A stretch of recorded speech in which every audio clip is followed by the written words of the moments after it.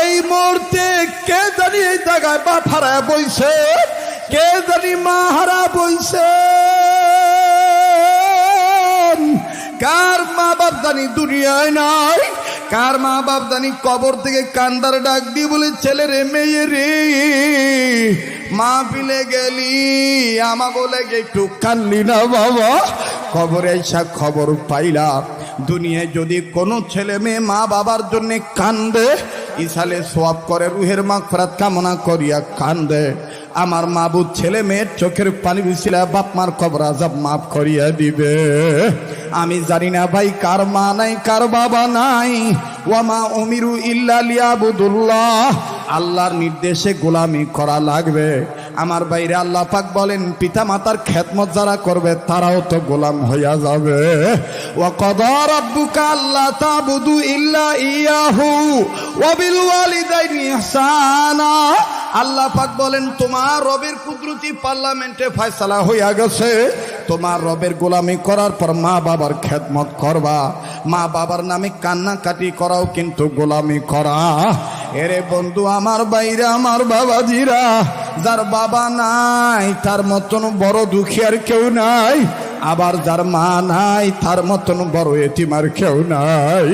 আমাদের প্রত্যেকটা বাংলাদেশের প্রত্যেকটা কওমি মাদ্রাসাগুলোতে অধিকাংশ এতিমখানায় দেখবেন এতিম বাচ্চা আছে, দেখবেন কোন ছেলের মা আছে কোন ছেলের বাবা নাই, আবার কোন ছেলের বাপ আছে কোন ছেলের মা নাই।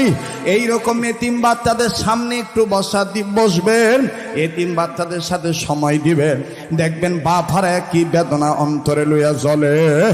আমি আমার মাদ্রাসার কথাই বলি, আসরের নামাজের পরে বারান্দার মধ্যে দাঁড়ায় রইছি, বাচ্চাদের খেলাধুলা দেখতেছি, আর এক বাচ্চা আমার পাশে দাঁড়ায় ও ছাত্র ভাইদের খেলা দেখতেছিল।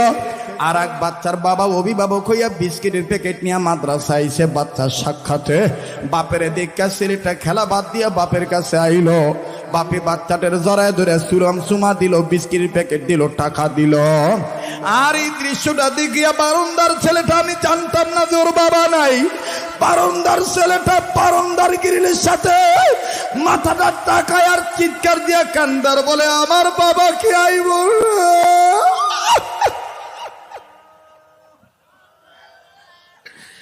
আমার বাবা কি আর আসবে না। আমি ডাক দিয়ে বললাম, বাবা রে তোমার কি বাপ নাই? ছেলেটা কান্দার বলে, হুজুর আমার বাবা ছিল, 2 মাস আগে নাকি রোড অ্যাক্সিডেন্ট আঙ্গো বাবা মারা গেছে। আজকে কান্দো কেন? ডাক দিয়ে বলে